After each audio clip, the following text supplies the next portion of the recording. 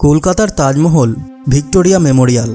শাহজাহান নির্মিত তাজমহলের সাথে নির্মাণগত দিক থেকে বেশ মিল থাকায় ভিক্টোরিয়া মেমোরিয়াল কলকাতার তাজমহল নামে পরিচিত। কলকাতার অন্যতম আকর্ষণীয় পর্যটন স্থান এই ভিক্টোরিয়া মেমোরিয়াল তৈরির পিছনের ইতিহাসটাও ভীষণই গুরুত্বপূর্ণ। আজকের এই ভিডিওতে আপনি জানতে চলেছেন ভিক্টোরিয়া মেমোরিয়াল নির্মাণের ইতিহাস সম্পর্কে। তাই প্লিজ ভিডিওটিকে শেষ পর্যন্ত দেখুন এবং আপনি যদি এখনও চ্যানেলটিকে সাবস্ক্রাইব না করে থাকেন তাহলে প্লিজ সাবস্ক্রাইব করে বেল আইকনটি প্রেস করুন, যাতে নতুন ভিডিও নোটিফিকেশান আপলোড হওয়া মাত্রই আপনার কাছে পৌঁছে যায়। তো চলুন শুরু করা যাক।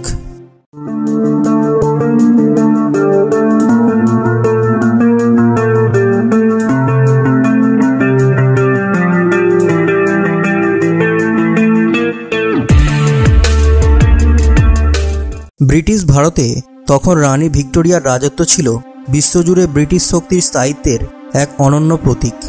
1901 সালের 22শে জানুয়ারি রানীর মৃত্যু হলে সে খবর তখন কলকাতাবাসী ইংরেজ গোষ্ঠীকে ভীষণভাবে আঘাত করে। ব্রিটিশ ভারতে তখন বড়লাট ছিলেন লর্ড কার্জন। তিনি 1901 সালের 6 ফেব্রুয়ারি কলকাতার টাউন হলে এক স্মরণসভার আয়োজন করেন। কার্জন সাহেব সেই সভাতে রানীর স্মৃতিতে একটি বিশাল স্মৃতিসৌধ নির্মাণের পরিকল্পনা পেশ করেন। অবশ্য এই প্রস্তাব ছাড়াও আরও কিছু পরামর্শ সেই সভায় রাখা হয়েছিল। কেউ কেউ সুপারিশ করেছিলেন যে শিয়ালদা স্টেশনের চারপাশে খালি জায়গাতে এই সৌধ তৈরি করা হোক। তো আবার কেউ চেয়েছিলেন যে স্মৃতিসৌধটিতে ভারতীয় পুরাণ, নথিপত্র এবং ভারতের বিভিন্ন ঐতিহাসিক জিনিস থাকবে। কিন্তু কার্জন সাহেবের মাথায় অন্য কিছু ছিল। যেহেতু কলকাতা তৎকালীন ভারতের রাজধানী ছিল, তাই তিনি চেয়েছিলেন ব্রিটিশদের নির্মিত কোনো স্থাপত্য এই শহরে থাকুক। প্রাথমিকভাবে ঠিক হয়েছিল স্থাপত্যটি নির্মিত হবে রানী ভিক্টোরিয়ার স্মৃতিতে এবং অন্যদিকে এটি একটি সংগ্রহালয়েরও কাজ করবে। মূলত কার্জন সাহেবের উদ্যোগেই এই স্থাপত্যটি তৈরির জন্য কলকাতার ময়দান সংলগ্ন অঞ্চলের 64 একর জমি বরাদ্দ করা হয়েছিল। কিন্তু এত বড় স্মৃতিসৌধ নির্মাণের জন্য যেমন অনেক টাকার প্রয়োজন ছিল, সেই সঙ্গে প্রয়োজন ছিল অতি দক্ষ প্রযুক্তিবিদদেরও। প্রায় 1,05,00,000 টাকা বরাদ্দ করা হয়েছিল এই ভবন নির্মাণের জন্য। এই বিশাল পরিমাণ অর্থের জন্য বিভিন্ন ব্যক্তির কাছ থেকে সাহায্যও নেওয়া হয়েছিল। অবশ্য প্রত্যেকেই এই আবেদনে সাড়া দিয়েছিল এবং অর্থ সংগ্রহ করতে বিশেষ একটা অসুবিধা হয়নি।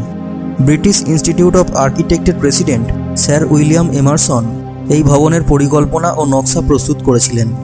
বিস্তৃত উদ্যানগুলি ডিজাইন করেছিলেন লর্ড রেডসডেল এবং ডেভিড প্যারেন।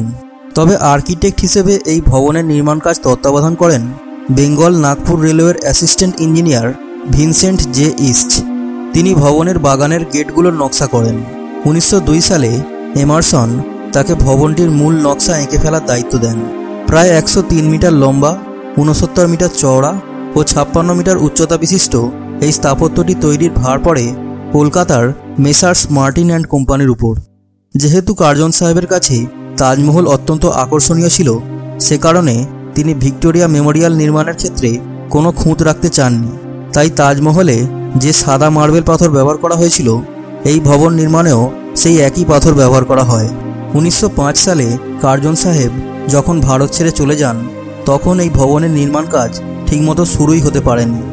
কারণ কার্জন পরবর্তী ভাইসরয় এই ভবন নির্মাণের ব্যাপারে ততটা উৎসাহ দেখাননি। তাই ভবন নির্মাণের জন্য প্রয়োজনীয় পরীক্ষা নিরীক্ষাতেও অনেক দেরি হয়ে যায়। ভবনটির সাবস্ট্রাকচারের কাজ শুরু হয় 1904 সালে। 1906 সালে ওয়েলসের রাজা পঞ্চম জর্জ এই ভবনের ভিত্তিপ্রস্তর স্থাপন করেন, আর ভবনের স্ট্রাকচারের নির্মাণ কাজ শুরু হয় আরও 4 বছর পর, অর্থাৎ 1910 সালে। এরপর কেটে যায় 11 বছর।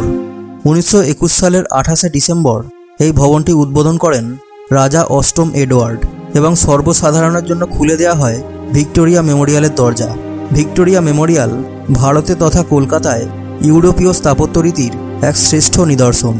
25টি গ্যালারির সমন্বয়ে গঠিত এই মেমোরিয়ালের কুইন্স হলটি হল আকর্ষণের মূল কেন্দ্র। ভবনটির প্রধান আকর্ষণীয় বস্তু হল রানী ভিক্টোরিয়ার বিশাল অপরূপ সুন্দর একটি মূর্তি। কুইন্স হলের গম্বুজের শীর্ষে থাকা ভিক্টোরি নামের ব্রোঞ্জের মূর্তিটি এই ভবনের মাথায় এক অপরূপ সৌন্দর্যের সৃষ্টি করে থাকে। বাঙালির জীবনের সাথে রানী ভিক্টোরিয়ার এই স্মৃতিসৌধটি আজও ওতপ্রোতভাবে জড়িয়ে আছে প্রায় 1 শতক ধরে।